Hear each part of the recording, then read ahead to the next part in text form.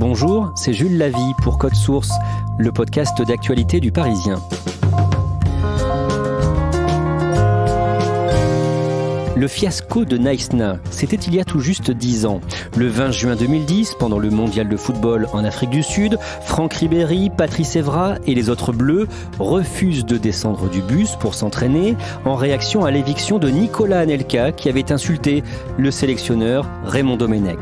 Naïsna restera comme la pire crise du football français. Code Source vous la raconte en 2 épisodes avec Christophe Bérard, journaliste au service des sports du Parisien. Christophe Bérard, on a une photo d'archives sous les yeux, ce bus immobilisé à Naïsna, quelques dizaines de reporters juste devant et vous êtes, vous, sur cette photo. Est-ce que vous pouvez nous la décrire ? Je suis en premier plan, on me voit avec mon sac à dos, téléphone à la main. Bon, pas forcément très bien habillé, mais ça c'était...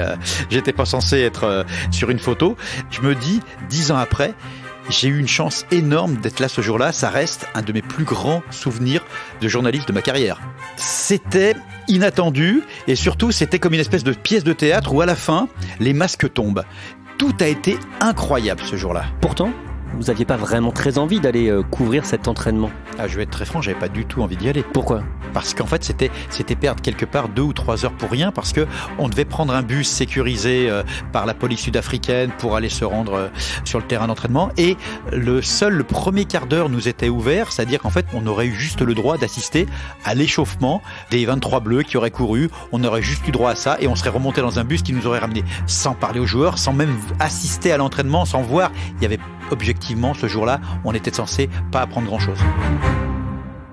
Vous allez nous raconter cette histoire, Christophe Bérard. Vous étiez dans l'équipe du Parisien pour ce mondial 2010 et on va commencer ce récit 8 mois avant le début de la Coupe du Monde. Le 18 novembre 2009, les Bleus reçoivent l'Irlande au Stade de France pour un match crucial.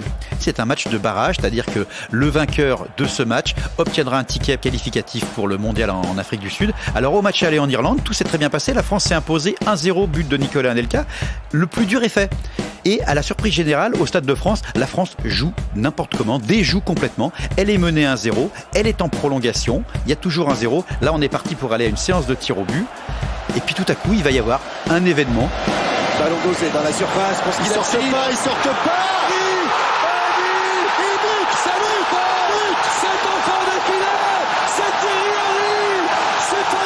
La France égalise, super, on est qualifié. Tout va très vite. Les Français se congratulent évidemment et puis les Irlandais sont pas très contents. Mais bon, le match se poursuit et à la fin du match, on revoit les images et là, qu'est-ce qu'on découvre ? Que Thierry Henry, le ballon, il l'a contrôlé de la main, ce qui est évidemment interdit. C'est un geste qui normalement se siffle et le but aurait dû être refusé, mais à l'époque, il n'y avait pas la vidéo. Que dit Thierry Henry ? Il va reconnaître qu'effectivement, le ballon avait été contrôlé de la main. Oui, à main. Vous avez imaginé un instant le dire à l'arbitre ? Ouais, je l'ai dit après. Mais sur le moment. Alors que j'arrête, je lui parle et puis je chante. Vous êtes marrant. Non, mais j'ai pas la réponse. Vous êtes marrant. Mais c'est que le début de la polémique. Parce qu'ensuite, dans les médias, partout, des gens vont réclamer, au nom d'un certain romantisme, que le match soit rejoué. Dans les faits, ça n'a jamais été possible. On ne rejoue pas un match quand le résultat est entériné. L'arbitre fait partie du jeu. L'erreur de l'arbitre fait partie du jeu. Alors Thierry Henry, pour sauvegarder un petit peu son image, 2 jours plus tard, il va faire un communiqué en disant « J'aimerais que le match soit rejoué ». Mais dans les faits, il n'y a aucune chance que le match soit rejoué. Ça ferait jurisprudence. On ne peut pas rejouer des matchs une fois que le résultat a été entériné. La France, qui aurait dû être heureuse, soulagée de se qualifier pour le mondial sud-africain, elle en a honte. La France est donc qualifiée pour ce mondial 2010, mais avant d'arriver en Afrique du Sud, il va y avoir un deuxième scandale pour les Bleus. C'est ce qu'on va appeler l'affaire Zaya. C'est le nom d'une prostituée qui va révéler qu'elle a offert ses services à plusieurs footballeurs et circonstance aggravante, à une certaine époque, elle était mineure, elle avait 16 ans, elle avait caché son âge. Alors, 3 noms vont émerger, Karim Benzema, Franck Ribéry, il y a eu aussi Sidney Govou, mais lui, il va s'avérer que Zaya avait 18 ans, donc quelque part, ce n'est qu'un problème moral à cet instant.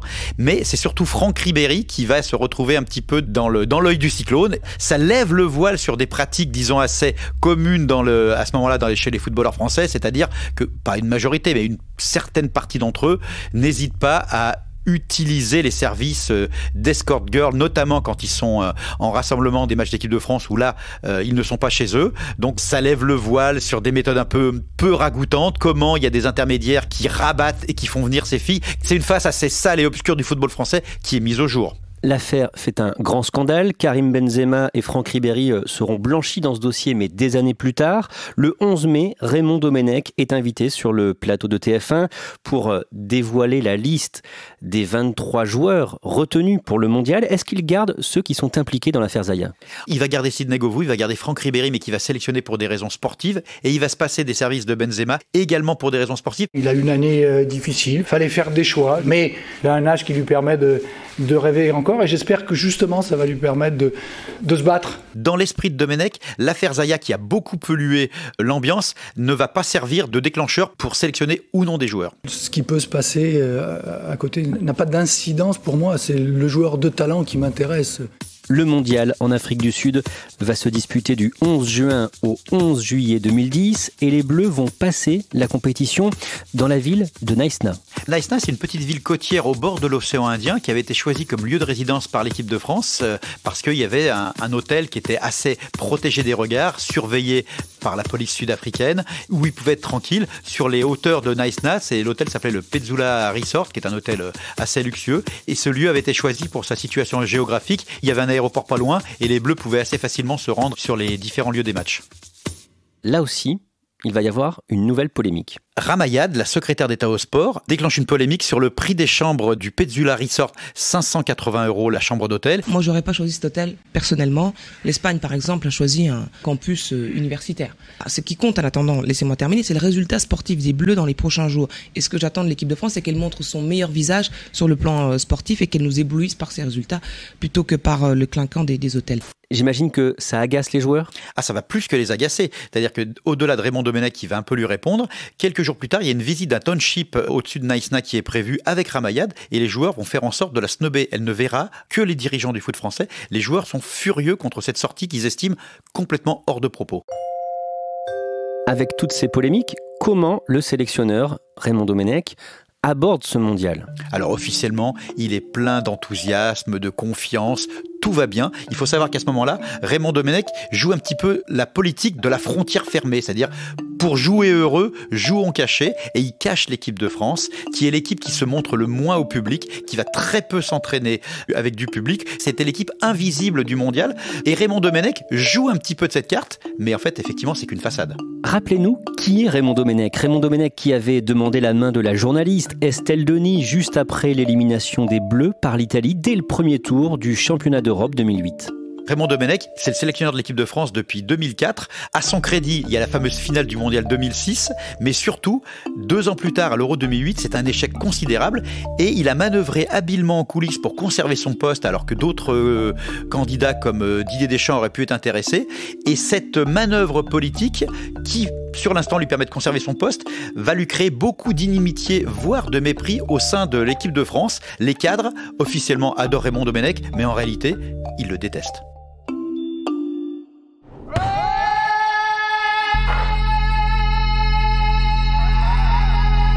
Le mondial 2010 est lancé. Les Bleus jouent leur premier match le 11 juin contre l'Uruguay. Décrivez-nous ce match. Alors le match, on va pas en garder un grand souvenir. Moi j'ai le souvenir surtout de ces vuvuzela stridents qu'on entend pour la première fois, ces trompettes en plastique qui sont objectivement assourdissantes. Je vous conseille pas de les écouter pendant 90 minutes.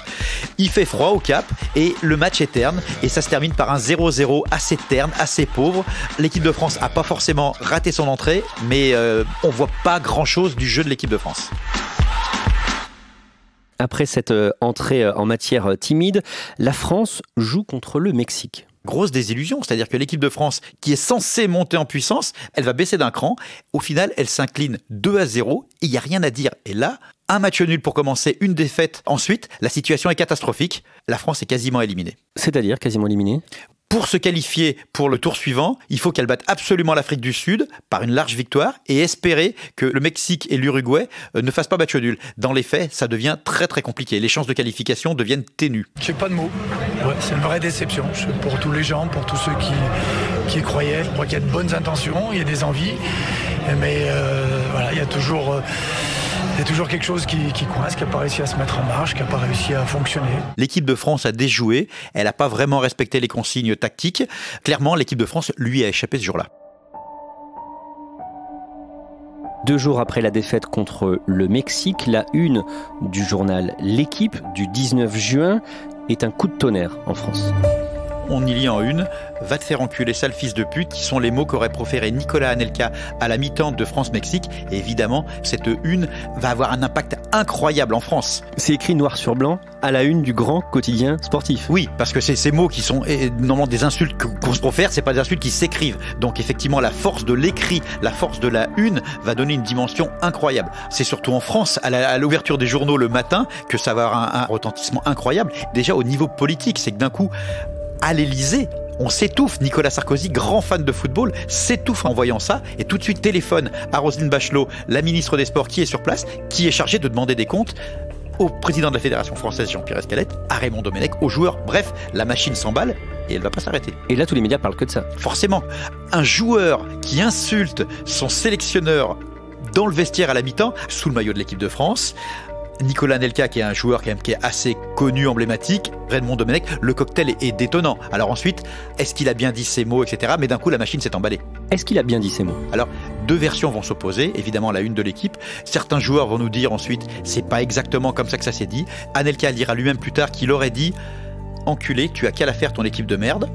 Alors certes, on peut jouer sur de la sémantique. Il faut savoir qu'au final, quelques temps plus tard, Anelka, qui aura fait un procès en diffamation au journal L'Équipe, va le perdre. Le tribunal aura considéré que même si les mots qui ont été mis en une ne sont pas exactement ceux qui auraient été prononcés, l'insulte était là et qu'à partir de là, il n'y a pas diffamation.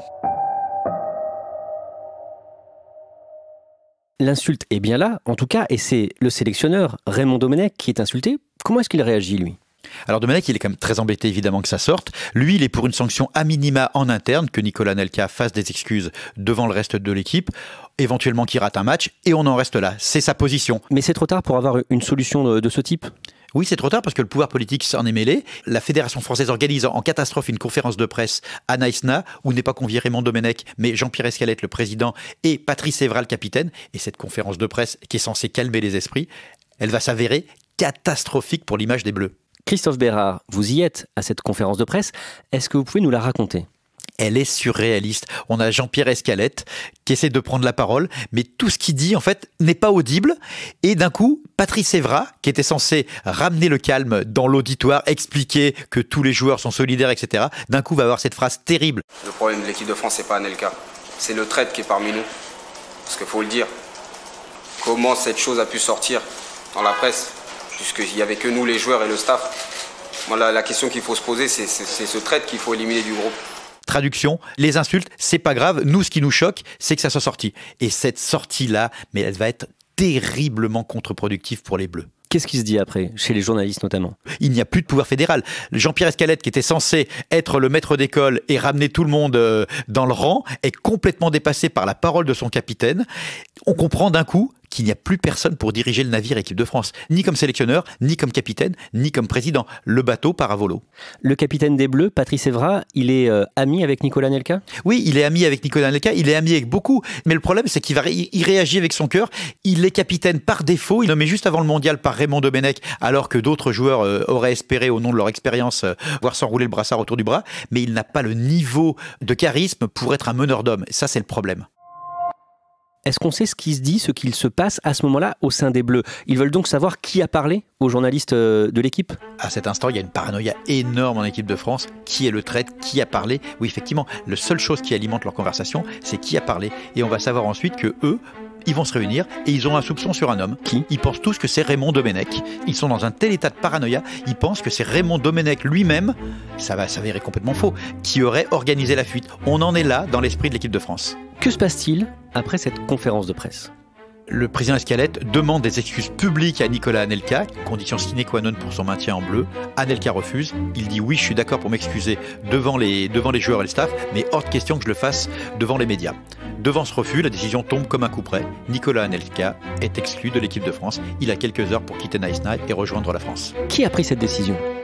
Clairement, cette décision, elle a été prise par Nicolas Sarkozy, qui a exigé, via l'intermédiaire de Roselyne Bachelot, que l'équipe de France se sépare immédiatement d'un joueur qui a insulté son sélectionneur. Dans le prochain épisode de Code Source, on va voir pourquoi cette éviction est aussi mal perçue par les joueurs de l'équipe de France et comment ils vont préparer leur coup d'éclat.